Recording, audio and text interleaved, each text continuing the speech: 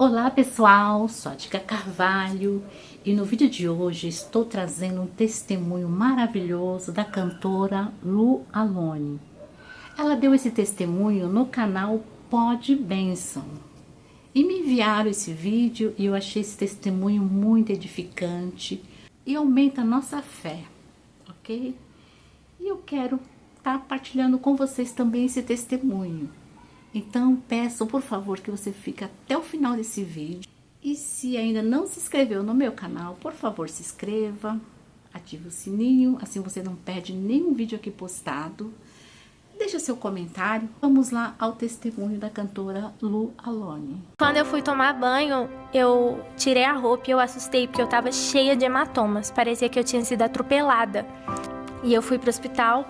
Aí quando eu fui mostrar pro médico os hematomas já tinham se quadruplicado. E eles nasciam hematomas na frente dos médicos. E o médico nunca tinha visto aquilo.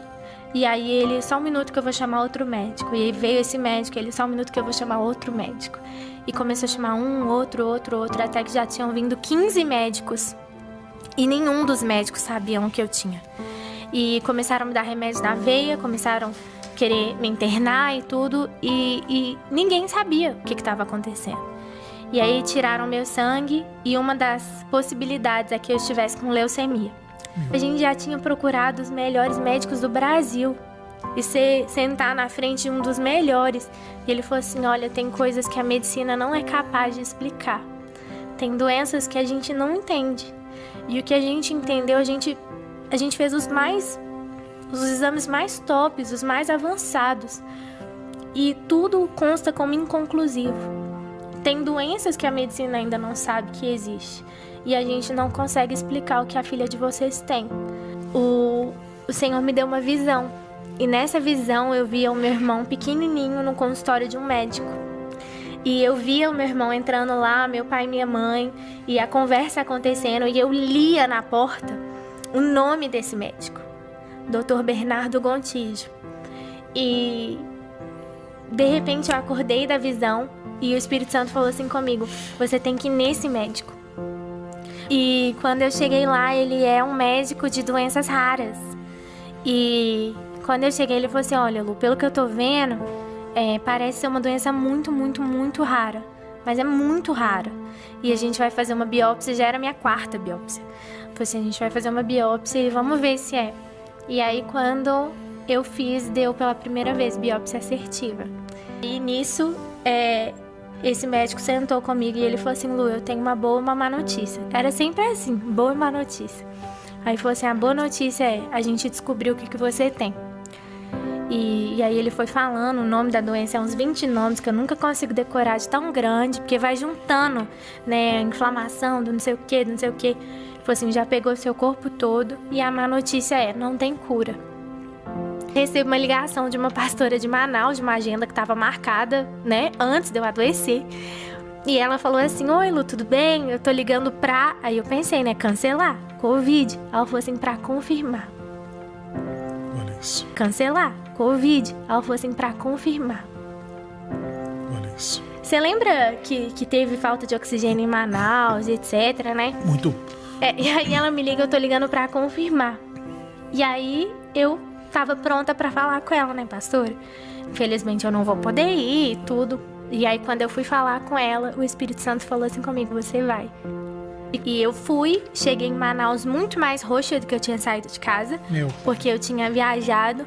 Eu fui com um dos meus músicos que diz ele que não lembra nada da viagem, porque ele só orava pra eu ir e voltar viva. E quando eu cheguei, essa é a parte mais linda. Quando eu cheguei, tinha uma salinha, sala pastoral, assim, né? O pessoal chama de sala VIP, mas eu não gosto desse termo.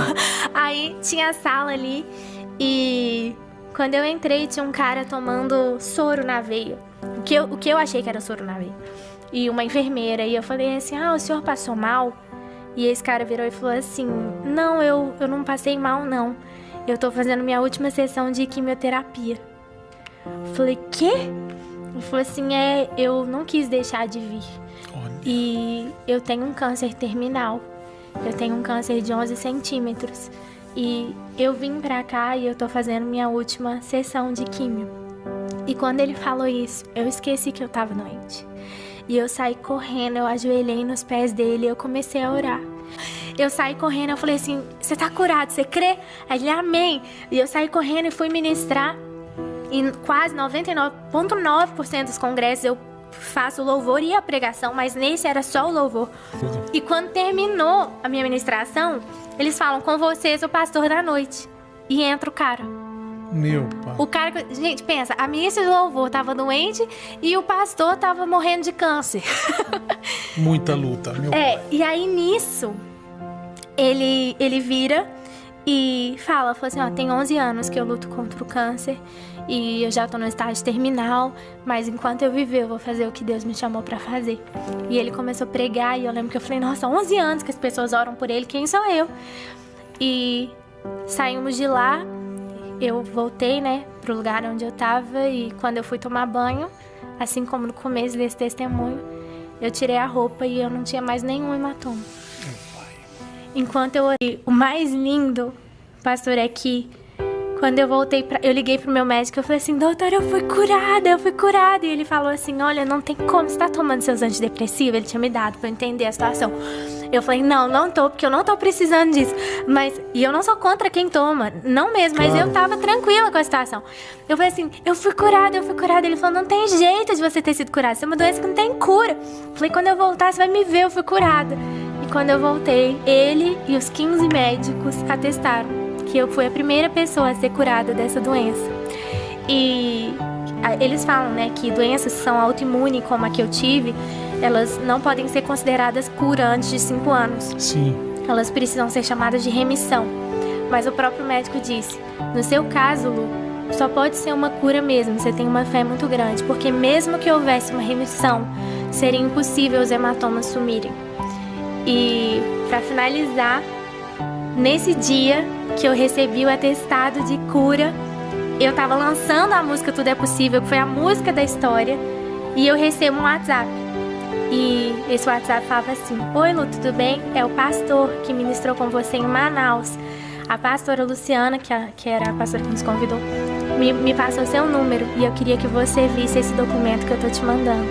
E quando eu abri o documento, falava assim, e nenhuma célula cancerígena se encontra mais presente. Meu! Esse é o nosso Deus. Gente, olha.